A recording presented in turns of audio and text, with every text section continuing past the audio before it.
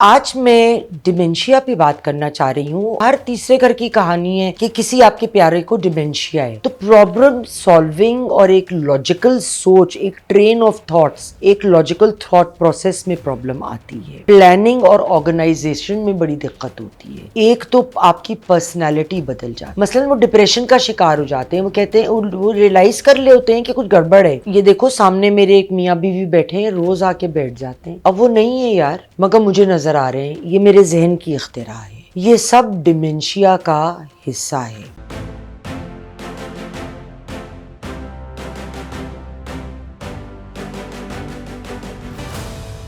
ख़वातीन व हज़रात, अस्सलाम वालेकुम। मैं हूँ आपकी मेज़बान यास्मीन आफ्ताब अली, चैनल बागी टीवी और प्रोग्राम यास्मीन की बैठक। आज मैं डिमेंशिया पे बात करना चाह रही हूँ। और मैंने पिछले दिनों बहुत घरों में, मतलब हर तीसरे घर की कहानी है कि किसी आपके प्यारे को डिमेंशिया है। और अमूमन लोगों को ये पता नहीं होता कि ये क्या प्रॉब्लम है। मैंने इस पे बड़ी स्टडी करी, पिछले 2-3 हफ्ता स्टडी करी ये प्रोग्राम करने से पहले, कि जो मोटे मोटे पॉइंट्स हैं मैं अपने नाजरीन को बताऊं। हो सकता है आपके किसी प्यारे को डिमेंशिया हो लेकिन आपको इल्म ना हो। और ये भी मैं पहले शुरू में बता दूं कि अल्जाइमर्स डिमेंशिया की एक किस्म है, मगर सिर्फ एक किस्म है।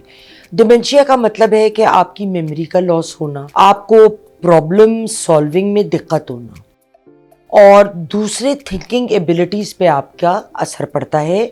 और जो इस हद तक पड़ता है कि आपकी रोज़मर्रा की ज़िंदगी उस पर बुरी तरह असरअंदाज हो जाती है। इसके दो तरह के इसके ऊपर ऐसे असर आते हैं। एक कॉग्निटिव चेंजेस है और एक साइकोलॉजिकल चेंजेस है। पहले हम कॉग्निटिव चेंजेस की बात करते हैं। मेमोरी लॉस, यानी अक्सर लोग बहुत पुरानी बातें उन्हें याद रहेंगी, लेकिन आप 5 मिनट पहले की कोई बात करें, 2 दिन पहले की बात करें ना, उनको याद नहीं रहती है। फिर problem communicating and finding words.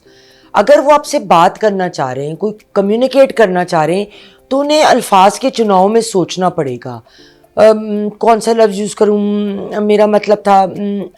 उनको कम्युनिकेशन में प्रॉब्लम होगी, उनको लफ्ज़ भूल जाएंगे। तीसरी चीज़, उनको विजुअल और स्पैटिवल एबिलिटीज़ में तकलीफ़ आएगी। जैसे ड्राइविंग करते हुए वो रास्ता भूल जाएंगे, उनको बेरिंग का लॉस हो जाएगा, उन्हें नहीं समझ आएगी वो किधर जा रहे हैं, मतलब वो किधर हैं। उनको विजुअल देखने में, मतलब वो गड़बड़ होगी। फिर रीजनिंग और प्रॉब्लम सॉल्विंग, मतलब एक होता है ना कि मैं कहूँ कि ये दरवाज़ा वो है तो मुझे उधर जाने के लिए इधर से जाना है ना। तो जो जिसको डिमेंशिया है वो कहेगा दरवाज़ा तो वो है, पर मैं उस दरवाजे से सीधा जाके उधर से निकल के इधर से क्यों ना हूँ। आपको तो जाना है ना, आपको आना तो नहीं है। तो प्रॉब्लम सॉल्विंग और एक लॉजिकल सोच, एक ट्रेन ऑफ थॉट्स, एक लॉजिकल थॉट प्रोसेस में प्रॉब्लम आती है। इसके अलावा प्लानिंग और ऑर्गेनाइजेशन में बड़ी दिक्कत होती है। किस तरह आगे चीज़ें प्लान करनी है, चीज़ों को ऑर्गेनाइज तरीके से कैसे लेके चलना है। वो भी जिन लोगों को डिमेंशिया होता है उनको बहुत इस मामले को लेके दिक्कत का सामना होता है।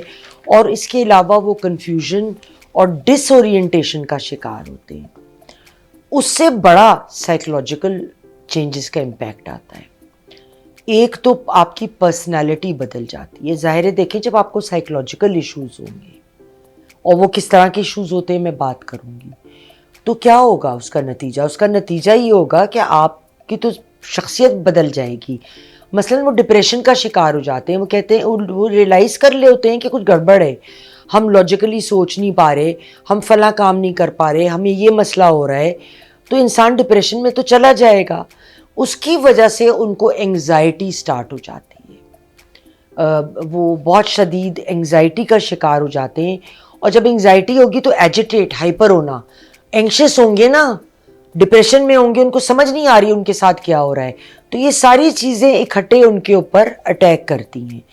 और उनका रवैया ऐसा भी हो सकता है इनअप्रोप्रिएट, कि जो नॉर्मली पब्लिक में हम एक तरीक़े का बिहेवियर नहीं रखेंगे, या हम एक होता है ना, घर में बंदा तेज़ भी बात कर ले किसी से, तो हम कहते हैं चलो घर का फ़र्द है ना, ये नहीं समझेगा मेरा मसला तो कौन समझेगा।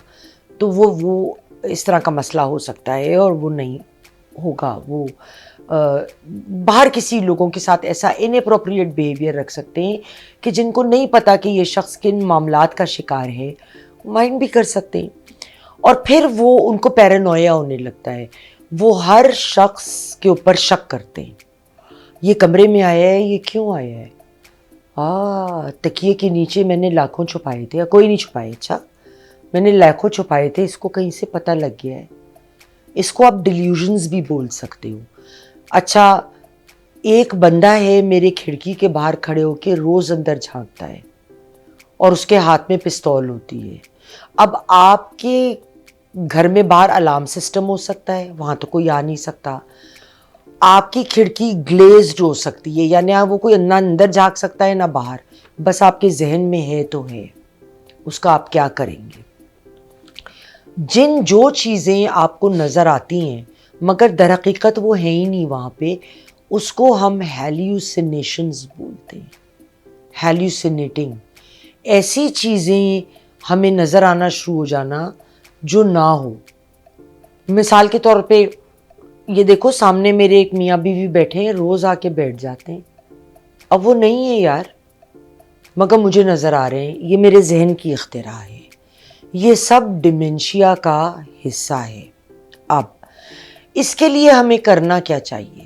اگر ہمارے کسی پیارے کو ہو, ہمیں نیورولوجیکل ایویلویشن اس کی ضرور کرانی چاہیے, جس میں میموری کو چیک کرنا, language skills, visual perception, attention, problem solving, skills, movements, reflexes, ان کو ایویلویٹ کیا جاتا ہے. ان کے پورے پیپرز ہوتے ہیں جس میں وہ سوالات پوچھتے ہیں جو ان تمام چیزوں کو چیک کرتے ہیں آپ کے, اور آپ اس کو بھرتے ہیں. مطلب آپ سے مراد جو بھی شخص یہ سفر کر رہا ہے. اس میں کچھ ٹیسٹ اور ہوتے ہیں. ایک تو سی ٹی یا ایم آر آئی, جس سے ایویڈنس کہ سٹروک تو نہیں ہو گیا جس کی وجہ سے ہو رہا ہو کسی کو. ضروری تو نہیں کہ ڈیمنشیا یا آپ کو یہ ساری باتیں اس لیے ہو رہی ہیں کیونکہ آپ کو ڈیمنشیا ہو گیا, اس کی اور بھی تو وجوہات ہو سکتی ہیں. یا آپ کو ذہن میں کوئی بلیڈنگ ہو رہی ہو, کہیں چوٹ لگی ہو, یا ٹیومر ہو, یا فلوئڈ بلڈ اپ ہو رہا ہو ذہن کے اندر. ان تمام باتوں کے بھی یہ سائیڈ افیکٹس ہو سکتے ہیں, تو ہم کو ان چیزوں کو ضرور کنسیڈر کرنا چاہیے. پھر پیٹ سکین یا پی ای ٹی سکین ہوتا ہے, جس میں پیٹرن جو ہوتا ہے آپ کی برین ایکٹیویٹی کا اس کو چیک کیا جاتا ہے کہ ایمائلوئڈ یا ٹو پروٹین جو ہیں, جو الزائمرز ڈیزیز کے ہوتے ہیں, وہ تو نہیں بلڈ اپ ہو رہے کہ ہم نارمل ڈیمنشیا اس کو سمجھ رہے ہیں لیکن یہ ہے الزائمرز. پھر اس میں سمپل بلڈ ٹیسٹ بھی اگر آپ کرا لیں تو اس سے بھی ایسے پرابلمز ڈیٹیکٹ ہو سکتے ہیں جس سے برین کا فنکشن چیک ہو سکتا ہے. اور میں ایک بات بتاؤں, اکثر اوقات جن لوگوں میں وائٹامن B12 کی ڈیفیشنسی ہوتی ہے ان کو بھی ایسے ہی پرابلمز ہوتے ہیں. تو اگر آپ کسی ڈاکٹر کے پاس جائیں تو وہ سب سے پہلے وائٹامن B12 کی ڈیفیشنسی کو ضرور چیک کرے گا. اس کے بعد سکائٹرسٹ ایویلویشن دیتا ہے. اب میں نے ڈاکٹر آفتاب آصف سے بات کی جو Mayo Hospital King Edward Medical College کے بھی اور میو کے بھی سکائٹری کے ہیڈ رہے ہیں, ابھی بھی ہیں غالباً. انہوں نے مجھے کہا کہ دیکھیے یاسمین, جو لوگ بہت اولڈ ہوتے ہیں تو اس کی جو دوائی دی جاتی ہے وہ یا تو لیگزاٹنل یا کچھ ہلکی سی نیند کی, یا رسپ یا رسپیریڈول جس کو بولتے ہیں, کیمیکل نام ہے, اس سے نیند آتی ہے. عموماً یہ پرابلم ڈیمنشیا کے شام کے وقت سپائک کرنا شروع کرتے ہیں. تو لیکن جو زیادہ عمر کے لوگ ہوتے ہیں اگر وہ باتھ روم وغیرہ بھی خود جا رہے ہیں اور خود کو ہینڈل کر رہے ہیں تو ہم یہ دوائی ان کو نہیں دیتے کیونکہ اس سے ان کو نیند آتی ہے. اور 10 میں سے 9 لوگ جب باتھ روم جاتے ہیں تو وہ نیند کے غلبے میں گر جاتے ہیں. ان کا ہاتھ پیر کی ہڈی ٹوٹ جائے گی, وہ اس عمر میں جڑتی نہیں ہے, تو وہ بیڈ ریڈن ہو جاتے ہیں. بلکہ انہوں نے اپنی والدہ کا بھی مثال دی کہ میری والدہ کو یہ مسئلہ بھی تھا اور ان کو پارکنسنس بھی تھا. تو میں نے جب تک ان کو دوائی نہیں دی ڈیمنشیا کی جب تک وہ چل پھر سکتی تھی. جب وہ بحالت صحت کے مجبور ہو کے بیڈ ریڈن ہوئی اس وقت میں نے ان کو ڈیمنشیا کی دوائی دی کہ رات کو پریشان نہ ہو ذہنی طور پہ اور ان کی رات اچھے سے گزرے۔ خواتین و حضرات، ہم سب کے گھر میں بزرگ لوگ موجود ہیں، یہ لوگ چیزیں بھی بھولیں گے، بہت کچھ ہوگا ان کے ساتھ، تو پلیز میرے اس لنک کو پروگرام کے ضرور سیو کر لیجئے، کیونکہ ہم وقت کے ساتھ کچھ باتیں بھول بھی جاتے ہیں۔